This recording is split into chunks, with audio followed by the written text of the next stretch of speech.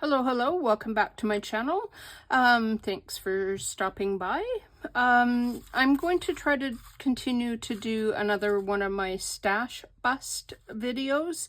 I really need to get a handle on all the stuff that I've been collecting and not using. So if you didn't see my previous video, which I will, I think, try to link down below or at the end, if I can figure out how to do that. What I'm doing is I'm picking two from this jar, which has written on it. I store all my papers in these bins that I got at Dollarama.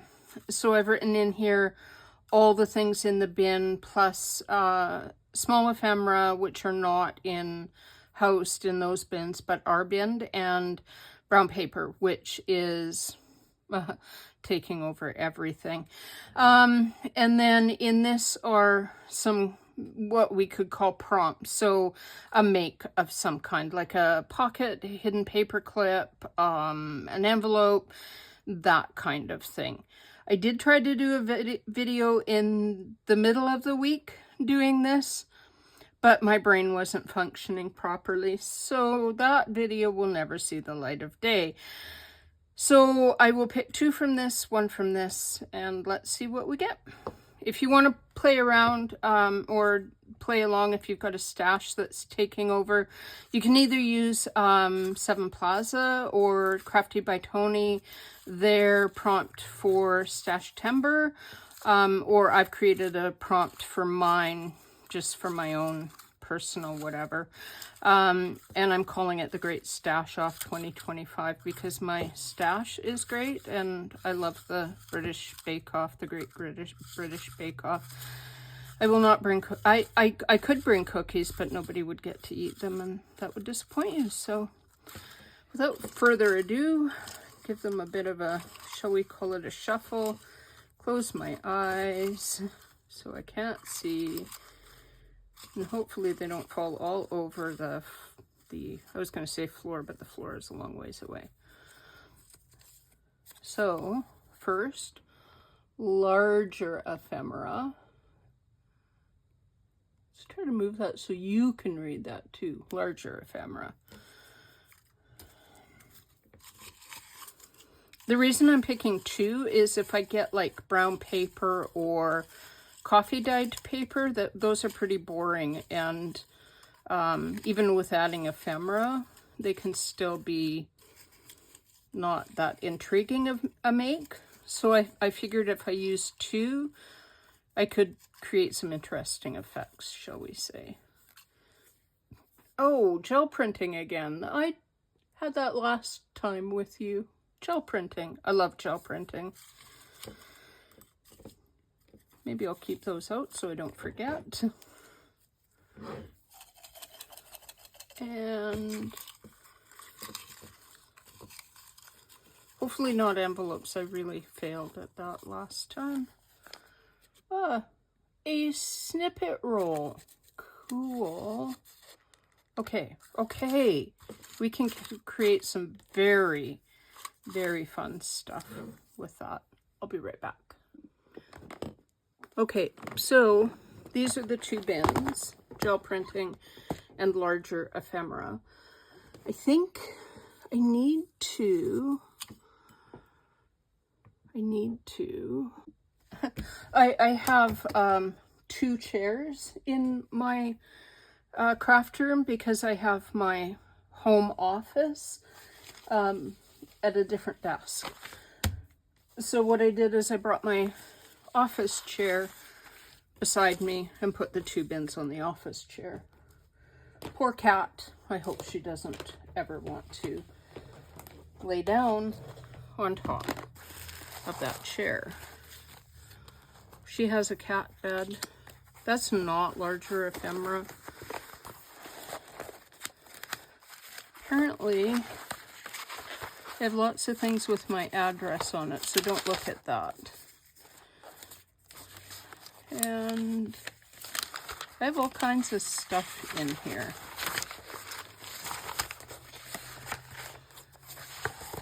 I don't don't know that this is necessarily ephemera. Some of it definitely is. That's a bag. That is a napkin that's adhered to a gel plate. I might use these. I've got a number of them, and they're from the Royal Bank, and they're just like full-on ephemera.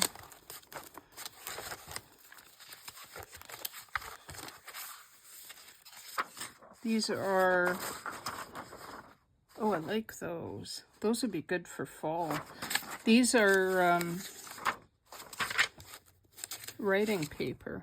Oh, I like those. Failed covers for a junk journal.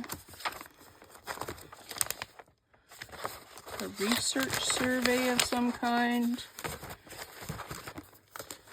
Paper.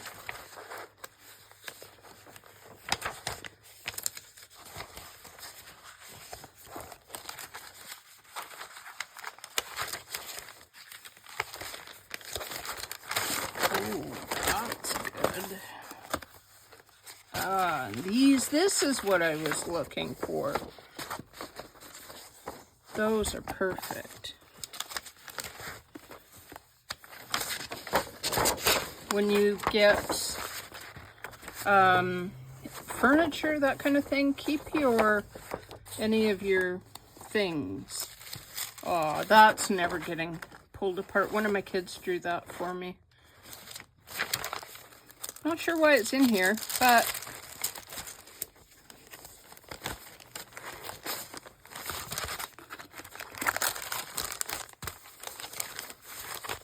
more brown paper. All right, that should give me enough from that. And then I'm going to try to keep this close to me so that I can pull bits and pieces out for the gel printing, because that will give me some variety.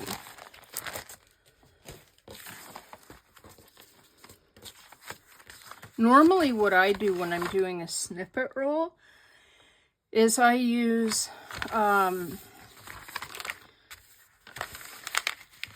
what are they called? The tape register tapes, the vintage ones. You can get them at the thrift store all the time.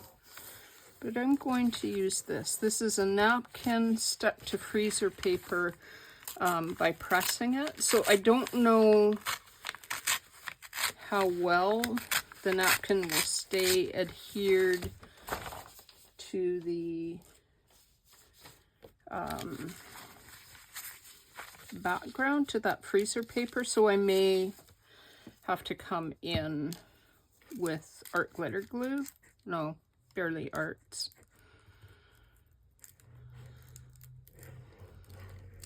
And kind of adhere that down.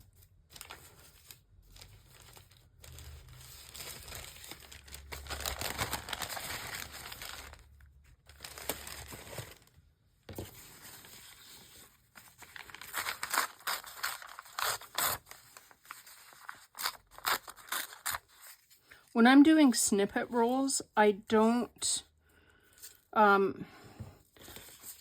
do it even necessarily. So my my little pieces of paper that I'm putting on are not torn or cut perfectly square. I like the rough edges. I think it gives nice interest. And I'm going to do this one so that the that back green shows, because I kind of like it.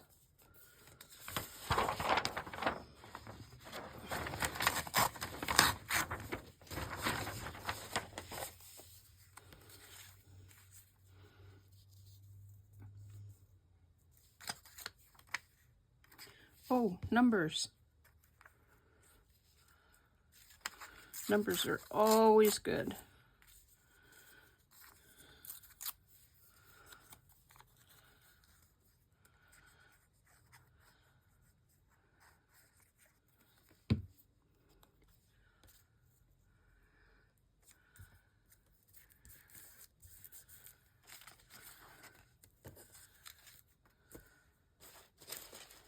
One of the things that I have in here with, these are my gel prints, is I have large sheets, but I also have like fiddly bits. So let's pull out the fiddly bits. I will do that without you. I promise my snippet roll is still in here somewhere. You would think all I had was gel prints.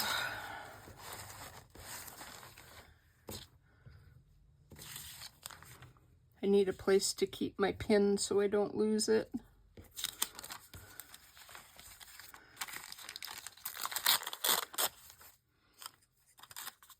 I print, for gel prints, I print on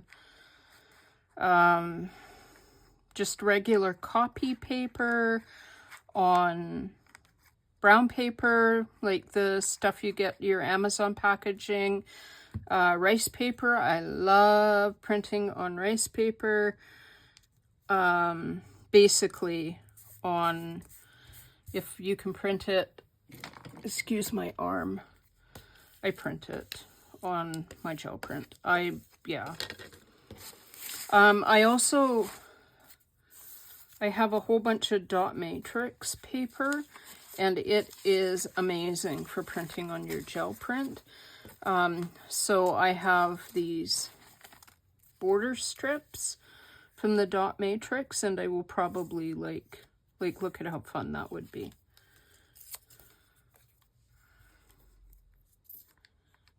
If you didn't want them white, add some coffee to it. You could either use a paintbrush and just like brush it on before you glued it down, or do it after.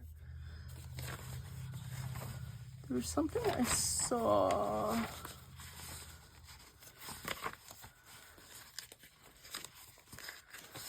I'm going to use a bunch of this.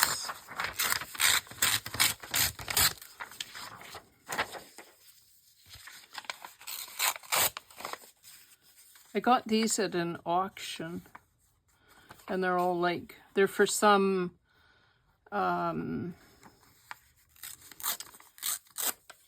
train company called Marklin.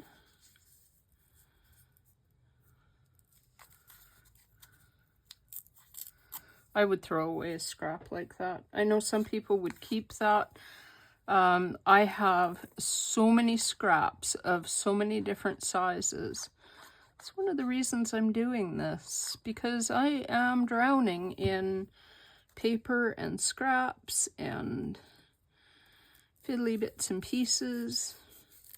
Now, I haven't gone off the edge on this side, but I may trim this back. So I haven't decided yet, because this is just a napkin on this side. So that's pretty flimsy. So I don't want to go beyond the extent of what the paper is where that freezer paper was.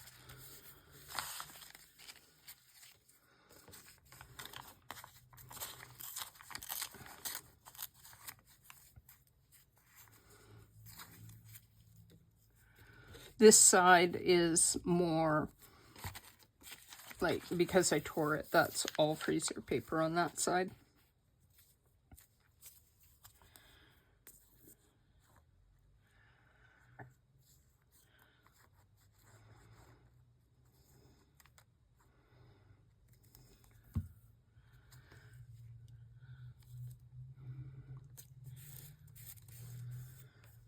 And I'm going to try to alternate between what I'm using so that I'm not using all of one thing at the same time. Oh, I'm just like, I don't know if I want to use that as a bag. Like, I think this would be amazing as page in a journal, just like that. So I'm sorry I'm not using you. Yeah.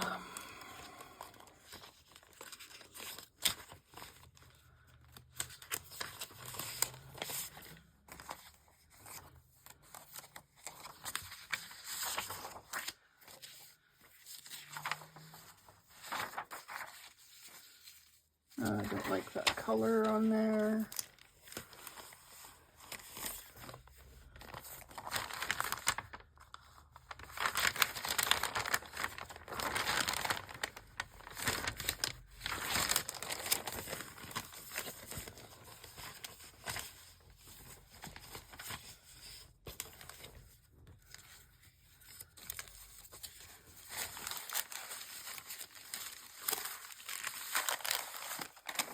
One of the cool things about gel printing is that even on, like this is tissue paper, or perhaps it might be parchment paper.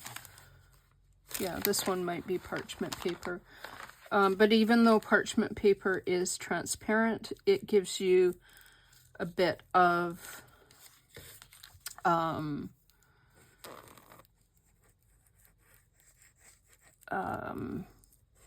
translucency to it. It's not completely, like it's not opaque, but it's not completely transparent either. It's kind of a bit translucent. Where the paint will be more opaque. So it can give you some very interesting effects. That's what I was trying to say, but my brain wasn't braining again.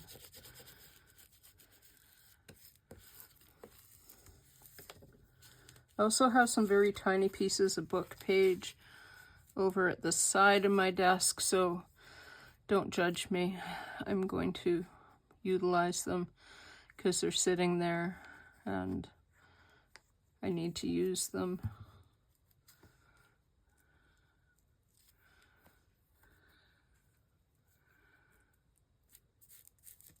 And that will give a bit of added interest to the page, so I'm not using all the same pieces of paper. I'm going to speed this up so you don't have to be bored.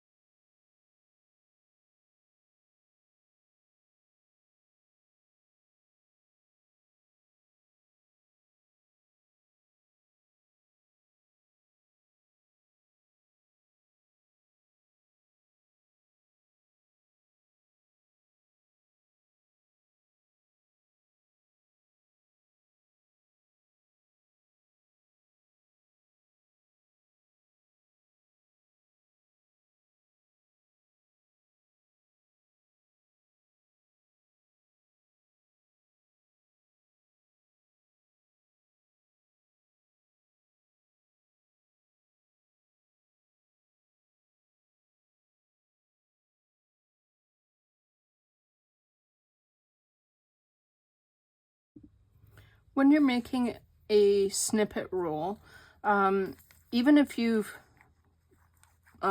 shall we say, finished with a spot, if you have a piece and you like how it looked on one end of the snippet roll and you want to use it somewhere else, feel free to go back and add bits and pieces elsewhere. Even if it covers up something that you had before, like I had that blue on there and now that blue is completely covered. But I really like these two pieces of stamped tissue paper and I like how they look on there.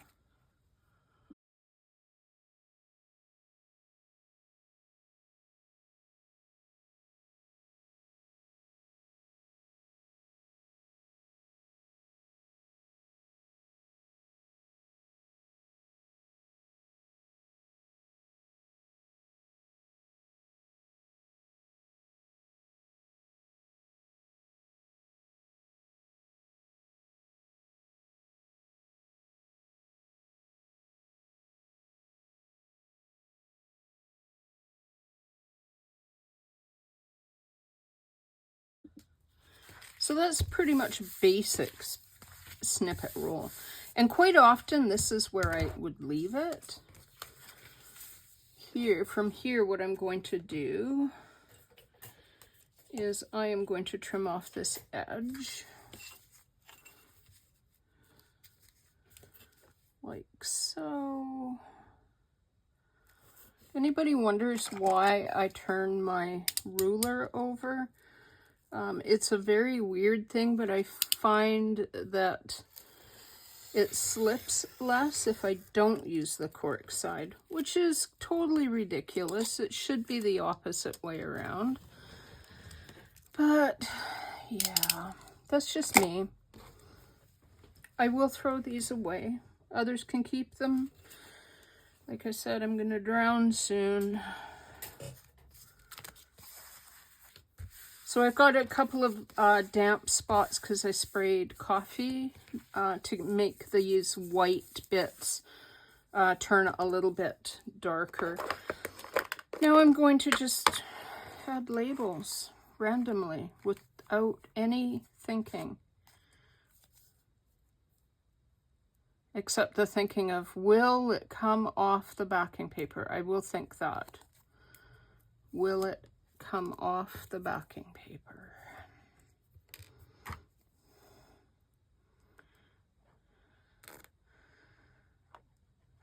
I'm not going to give any kind of thought to where the labels go or how the labels go.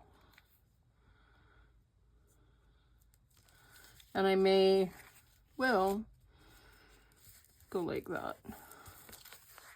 That's not even, don't tell anybody. Not going to give any kind of thought to where, and then I'm like really conscious of how I'm putting labels on there.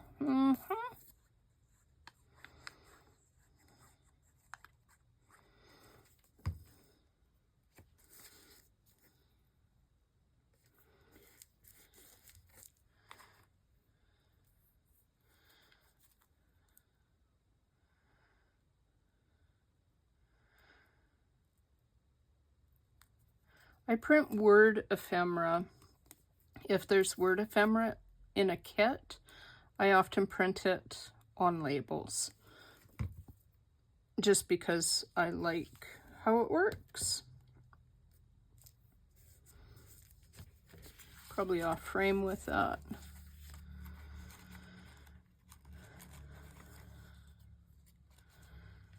I also stamp labels on the edges of leftover digital paper so that it's got some kind of background to it. And again, I don't give it any thought. Like I don't go, oh, this will look better if I do it like X or Y. I don't look at it and think this needs to be centered in that label. It's kind of like when I'm cutting up master boards. I turn my master boards upside down.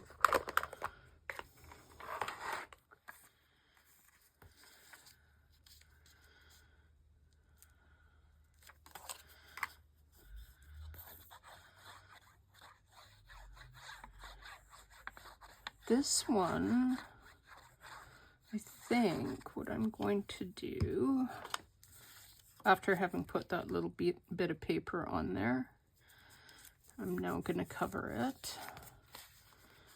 And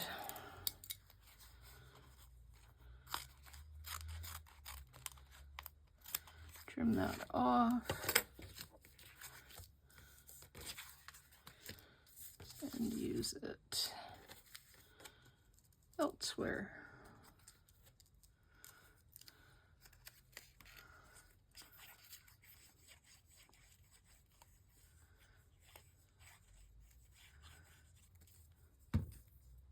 These are from the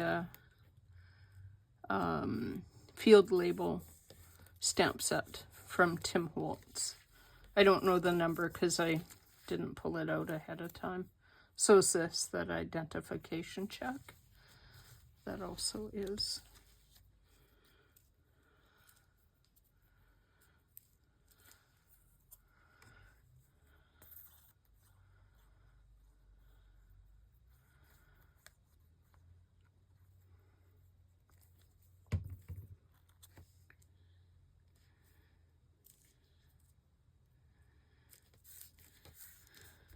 Using these stamps is a really good way, like when you stamp stuff on pieces of paper, it's a really good way to use extra little bits and pieces of paper. This is a little edge bit of a piece of ledger paper.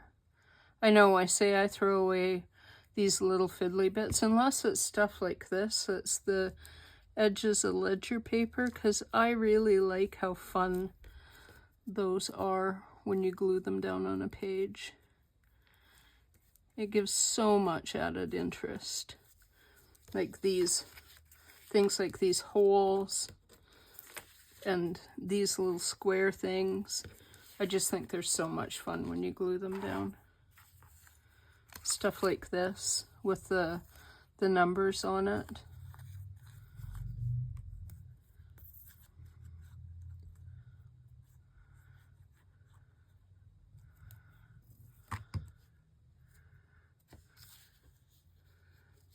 A person always needs more numbers.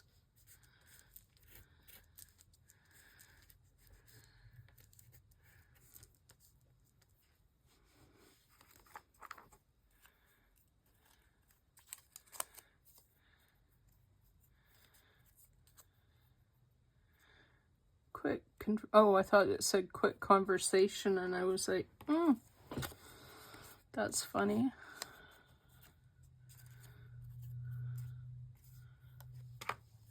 Filed.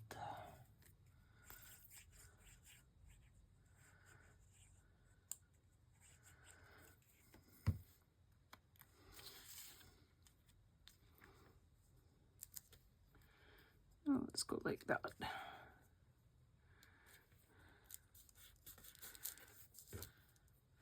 Okay, that's just a little bit of extra interest.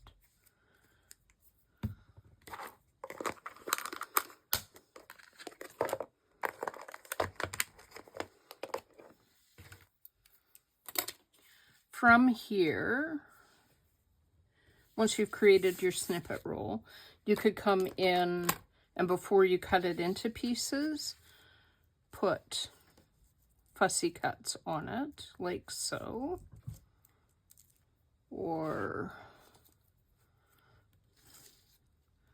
like so.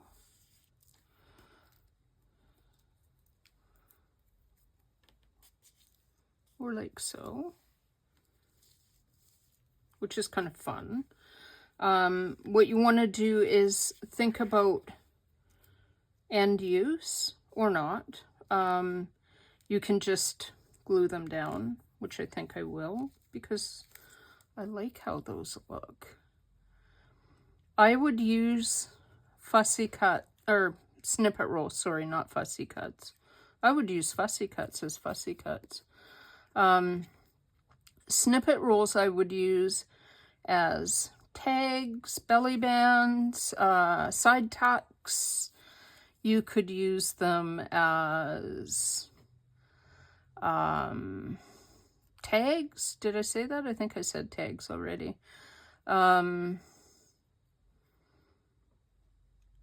Yeah, basically you could use it any of those ways. My cat is climbing all over my desk.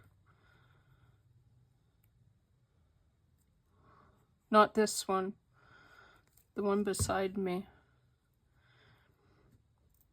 So I'm knitting a sweater that is a linen blend, and my cat is absolutely obsessed with the yarn. She doesn't eat it. She's not a yarn eater, but she will not stay off my desk because she wants to like embed herself in the yarn. Just a minute.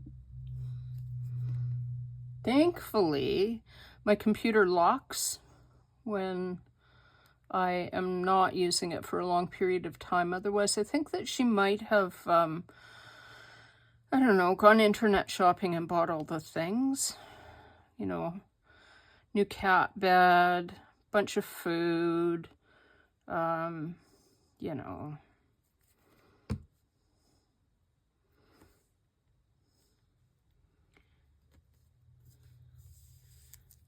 As long as she buys me books I want to read, I don't care.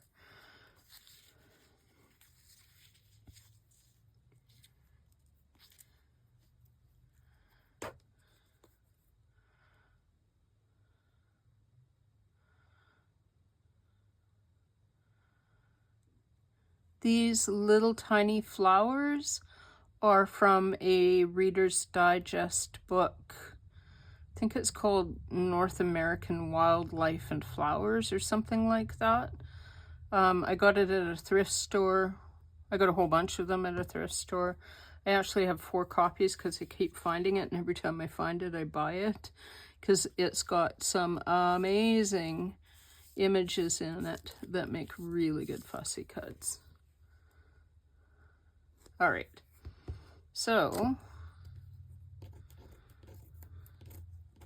throw that little leaf away that we don't need. Put my scissors away.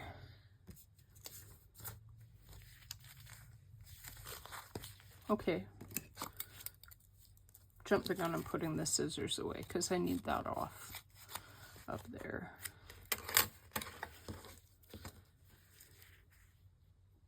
Now you could use that on the corner of a pocket or a page, I mean. I'm sort of putting together a journal. The signatures aren't sewn in or anything. But if you had a plain page like this one, you could glue that along the edge like so. And then you'd have a tuck spot. That would be so cool. Yeah, so cool. I just do that. Or on that side, like so.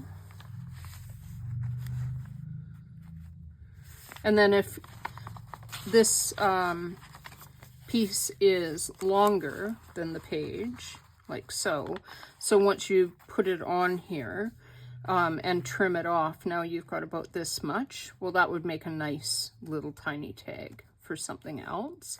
And it's kind of fun because the way that it the edge of it, you would have that little label above. And one of the things that I like about doing this kind of thing is you're not ever planning and saying, oh, I need it to look like X. You're just going with serendipity and letting it be what it wants to be, which is one of the most fun things about doing this method of journaling, is you're just kind of going with the flow and letting things work the way that they work. I can never get my fussy cuts to glue down properly. I always wind up with little fiddly bits that hang out after that I have to glue down better. You could also, once you do all of this, if you were going to use it as a tuck spot, you could add stenciling. You could use your inks, and you could add, you could grunge up the edges. I would probably leave these little torn bits where they're sturdy enough for the page to stay. Where they're not, I would probably trim them back so that they're even. Maybe sew around it. Anyway,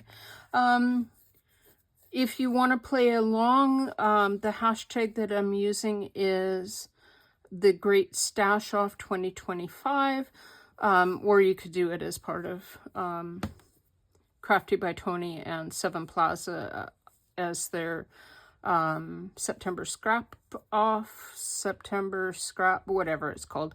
I'll put the hashtags down below. And until next time, have a lovely crafty day. Bye.